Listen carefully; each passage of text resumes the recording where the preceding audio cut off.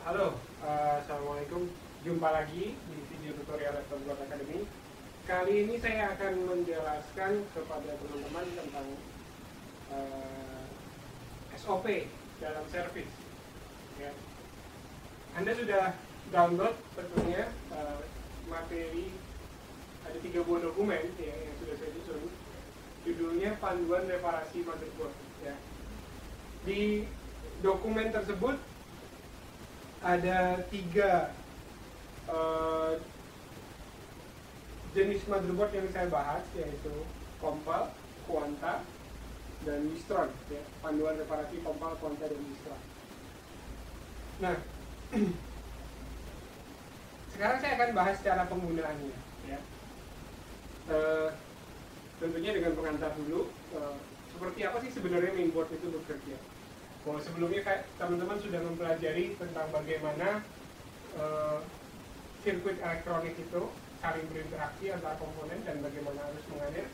Sekarang kita mulai masuk ke bagian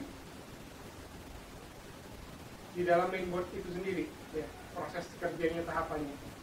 Di materi sebelumnya saya sudah ada upload tentang sirkuit power selector ya. Kita ada bahas sirkuit power selector untuk mainboard Quanta HK8 ya.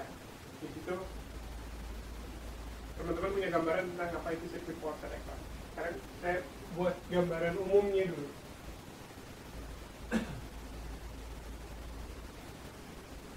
Dalam sebuah motherboard, kita sebut saja mainboard ya.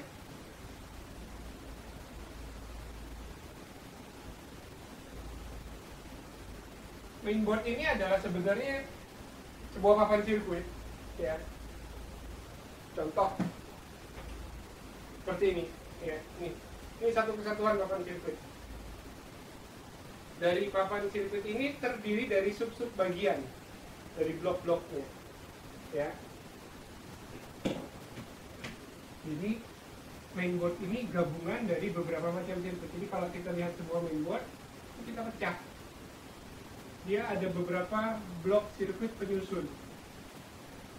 Contoh kalau di laptop ada blok yang kita sebut dengan power selector ya. Kemudian ada blok 5 volt, 3 volt. Kemudian ada blok embedded controller, ada blok interface antara chipset ya. Kemudian ada blok power regulator. Nah, setiap dari blok ini, masing-masing dari blok ini tentunya dia ada komponen-komponen yang jadi penyusunnya ya. Anda kemarin sudah sempat di power selector, dia punya blok AC in ya, penghasil sinyal AC in, kemudian penghasil untuk AC drive, untuk membuka gerbang pembuka pertamanya, dan macam-macam ya. Jadi setiap blok mainboard terdiri dari berbagai macam blok, dan setiap blok ini ada sub-subnya. Dalam reparasi kita harus punya kemampuan untuk mengidentifikasi bagian-bagian tersebut. Oke, itu kuncinya. Nah, lalu apa yang harus dilakukan? Apa yang harus dilakukan seorang teknisi dalam melakukan reparasi? Ada 2 metode pendekatan dalam melakukan reparasi motherboard. Yang pertama adalah dengan mencari di mana rusaknya. Artinya ketika Anda ketemu laptop hidup mati atau tidak mau hidup, Anda langsung coba cari tahu di mana rusaknya dengan cara mengukur setiap bagian dan cari mana yang bermasalah. Itu satu metode ya. Nah, kalau metode di LGA ya, saya selalu menyarankan alih-alih daripada Anda mencari bagian mana yang rusak, kenapa tidak Anda lakukan hal yang lebih pasti, yaitu memastikan setiap bagian dari blok-blok tersebut bekerja dengan baik. Jadi apapun rusaknya, metode kita kerja sama, tetap dari A sampai Z, dari depan ke belakang, selalu dikerjakan seperti itu. Agar kenapa? Agar hasilnya nanti ketika laptop tersebut sudah selesai, Anda tahu persis bahwa setiap bagian sudah bekerja dengan baik, dan Anda punya rasa percaya diri untuk memberikan garansi, jaminan garansi. Terbayang nggak kalau mungkin Anda pernah alami ya, setelah Anda lakukan reparasi, laptop hidup, kemudian baru berjalan 2 minggu atau 1 minggu, laptop tersebut datang kembali, rusak dengan kerusakan yang berbeda dengan kerusakan pertama, tapi di area yang dekat-dekat gitu, di blok yang nggak jauh. Kadang kita dilema, mau tolak garansi, konsumen kecewa, ya otomatis akan jadi negatif sounding nanti ke sekitar. Kalaupun Anda terima, Anda juga rasanya kurang rela gitu, karena harus keluar biaya lagi, harus keluar tenaga lagi untuk melakukan pengecekan. Itu yang terjadi kalau Anda lakukan pengerjaan berdasarkan cari kerusakan di mana. Tapi kalau Anda lakukan pengerjaan berdasarkan memastikan setiap blok bekerja dengan baik, maka ketika laptop itu lolos, sembuh, ya berarti memang laptop itu sudah benar-benar layak dikembalikan ke konsumen, dan otomatis Anda dapatkan harga yang bagus juga karena semua area sudah teridentifikasi, dan hal-hal yang mungkin terjadi ke depannya Anda sudah bisa prediksi. Kira-kira itu metode reparasi. Nah, prakteknya seperti apa?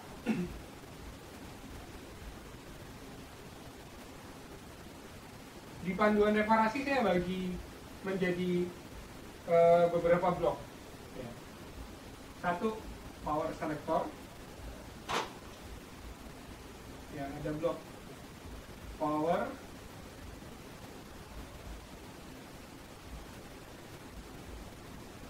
selector yang fungsinya untuk, Anda sudah paham di video sebelumnya dan di materi sebelumnya, untuk memilih sumber daya, apakah asalnya dari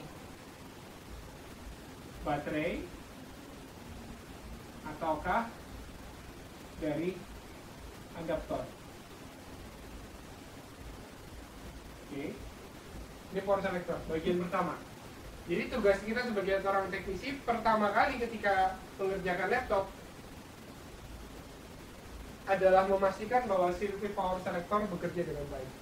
Variabelnya kemarin masih ingat, ada AC in, ada AC drive-nya, di gate pertama untuk membuka, kemudian ada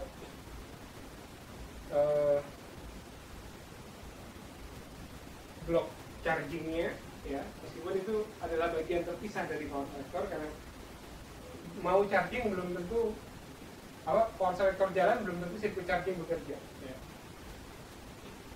Jadi ini power selector memastikan fungsinya bekerja dengan baik. Jadi sirkuit power selector memberikan laporan AC in ke AC. Oke.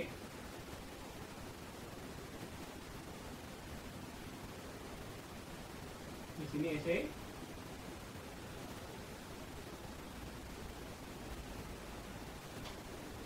Dan dia punya laporan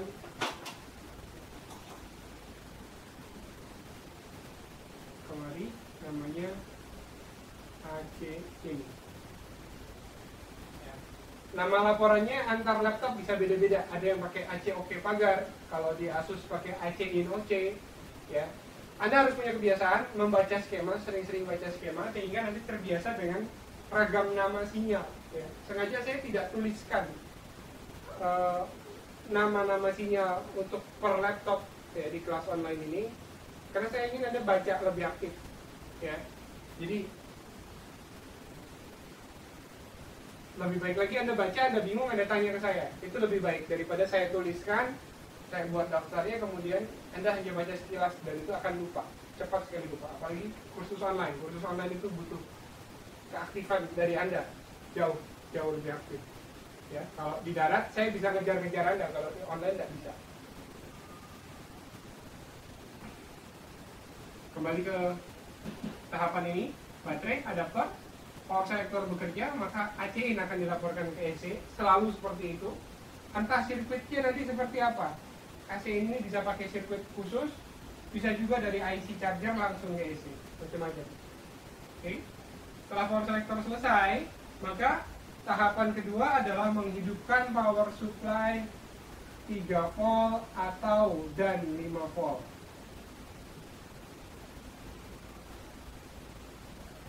Ya. Nah, 3 volt 5 volt ini bergantung pada jenis IC-nya. Ada IC yang dia punya output LDO 2 jenis seperti seri TPS 51125 23 RT8223. Dia punya output LDO 2 jenis, direct 3, direct 5. Jadi outputnya langsung begitu 19 volt dari power selector masuk atau dari 12 voltnya dari baterai masuk, kemudian dia langsung keluarkan tegangan pertama itu 3 volt. 3 volt ini untuk apa sih? Pertama kali yang harus dihidupkan oleh dia itu adalah AC. Jadi 3 volt ini digunakan untuk menyuplai daya ke AC. Ya.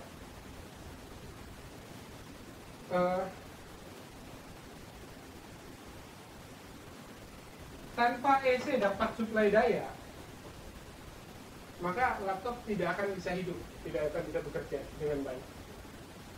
Anda sambil nonton video ini Anda bisa buka juga modul panduan reparasi, ya. Entah Quanta, Compal, Wistron, terserah Anda bisa buka yang mana saja. Pada prinsipnya sama. Oke. Kemudian yang kedua adalah 5 volt.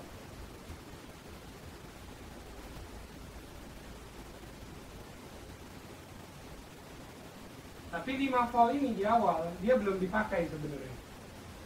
Jadi 5 volt ini hanya digunakan untuk menghidupkan dirinya sendiri, atau ada beberapa jenis laptop yang kondisi seperti ini. Jadi contoh dari IC-nya itu adalah RT8206. Dia tidak punya output direct 3. Outputnya hanya LDO saja dan itu nilainya 5 volt.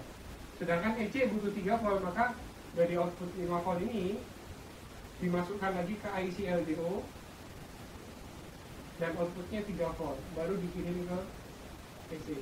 Ini desain yang lain. Intinya sebelum laptop hidup, si EC ini harus punya suplai daya di pin PCC, di pin port dan segala macamnya. Dia harus punya suplai daya, nilainya 3 volt. Tugas Anda memastikan hal itu. Ya. Jadi Anda sudah selesai memastikan power selector bagus, 3 volt 5 volt bekerja. Kemudian Anda memastikan EC yang menerima suplai daya dengan baik. Lalu ada sering muncul pertanyaan, 3 volt 5 voltnya munculnya apakah setelah dipencet tombol power ataukah sebelum dipencet tombol power? Dari penjelasan saya tadi Anda bisa pastikan bahwa 3 volt 5 volt harus muncul, ya, sebelum tombol power dipencet. 3 voltnya untuk menghidupkan listrik itu harus muncul sebelum power dipencet. Tapi ingat, sumber daya 3 volt dan 5 volt itu kan ada 2 jenis. Dari sirkuit LDO, linear regulator yang direknya, atau dari sirkuit SMPS, ya. Anda sudah tak paham bedanya kan dari materi sebelumnya di kelas power regulator tentang apa itu switching power supply dan apa itu linear regulator, ya. Jadi prinsipnya seperti itu. 3 volt 5 volt apakah harus muncul setelah pencet tombol power? Jelas, sebelum tombol power dipencet, EC harus dapat suplai daya 3 volt, ya. Kalau nggak ada, ya berarti EC nggak bisa hidup, gitu, karena nggak ada suplai daya. Boleh nanti setelah pencet tombol power, EC kirim perintah lagi ke IC untuk menghidupkan 5 volt 3 volt yang dari switching power supply ini. Itu bisa saja. Tujuannya apa sih dipisah seperti itu? Untuk menghemat daya, itu saja. Ya. Oke. Ini blok 3 volt 5 volt.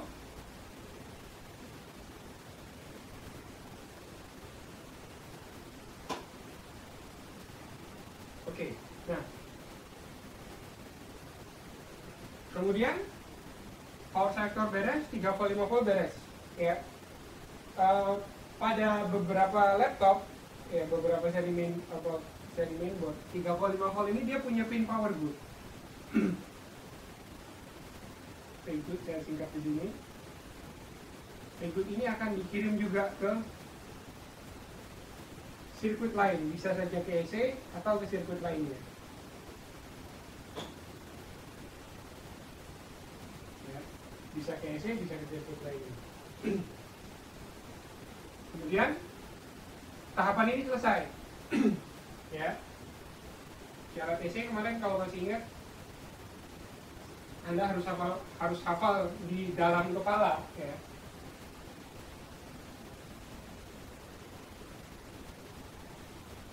Ini ada namanya clock. Kemudian ada yang namanya POR, power on set. Kemudian dia punya satu yang namanya sensor lead. Lead sensor ini sensor magnetik, hal sensor yang fungsinya untuk mendeteksi apakah kondisi laptop dalam kondisi terbuka atau tertutup. Kadang-kala sensor ini rusak sehingga EC tidak mau bekerja. Ya. Jadi EC punya laporan ACIN, clock, port, lead, akhirnya dia harus punya BIOS.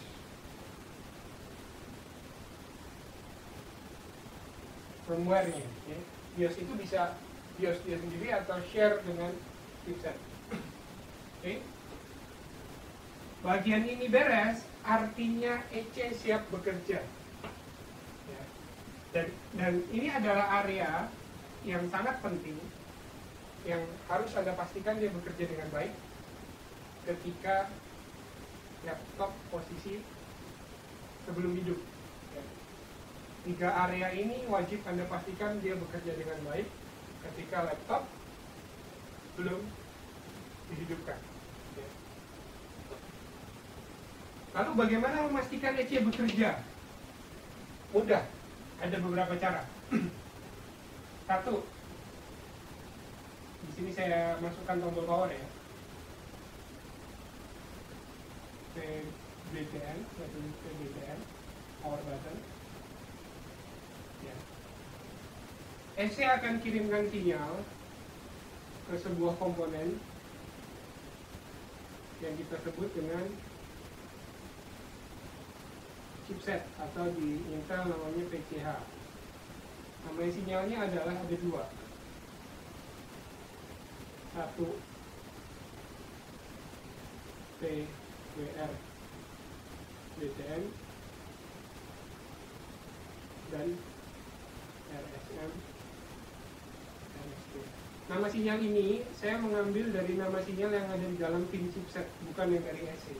Jadi tidak menganut dari jenis skemanya apa, tapi kalau chipset Intel pasti nama sinyalnya PWR BTN pagar dan RSM pagar. Saat Anda pencet tombol power, maka akan terjadi perubahan nilai pada pin PWR BTN dan pin RSM. 2 itu saja. Salah satunya dia gerak, berarti EC sudah kerja. Itu cara memastikan bahwa EC sudah bekerja. Cara kedua ada yang lebih mudah. Anda pasang baterai, kemudian cek apakah arusnya naik atau tidak. Ya, saat laptop posisi off, pasang baterai, pasang adaptor. Kalau baterainya mau ngecas, indikasinya dari arus power supply naik, itu berarti bahwa si EC sudah bekerja. Karena salah satu syarat untuk bisa charging adalah EC bekerja dengan baik. Itu kondisi pertama, ya.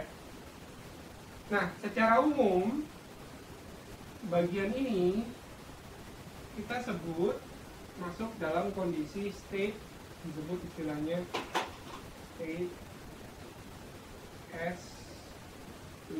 Jadi kalau ada ditanyakan state S5, apa saja sih yang bekerja pada state S5? Yang harus dicek dari state S5 itu cukup power selector 5 volt 3 volt, EC, dan komunikasinya ke chipset. Oke, ini penting.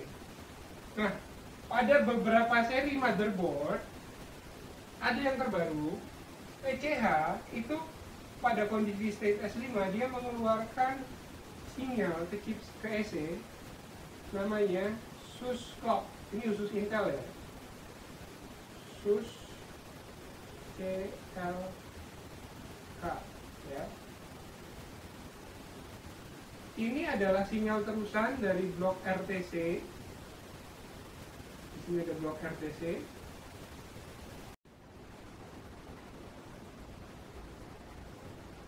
Oke, nah, maaf terpotong. Jadi soal sus clock tadi, jadi sus clock ini adalah terusan dari osilator di blok RTC yang ada di Southbridge dikirimkan ke EC. Oke. Jadi pada beberapa motherboard Anda akan sering temui EC ini tidak punya osilator sendiri. Jadi, tidak ada kristal osilator di sekitaran EC. Dan itu ada dua kemungkinan berarti. Pertama, dia pakai osilator eksternal yang diambilkan dari PCH, yaitu namanya pinnya sus clock, sus CLK, atau dia punya internal osilator di dalamnya. Ya. Kalau Anda pernah temui beberapa motherboard yang kasusnya seperti itu, EC-nya nggak mau hidup, setelah Anda rebuild chipsetnya baru EC-nya kerja, itu berarti ada kaitannya pada blok sus clock. Ya. Ini adalah salah satu bagian penting yang banyak orang tidak tahu tentang sistem kerja dari chipset ini. Kira-kira seperti itu penjelasan saya untuk area S5. Ya,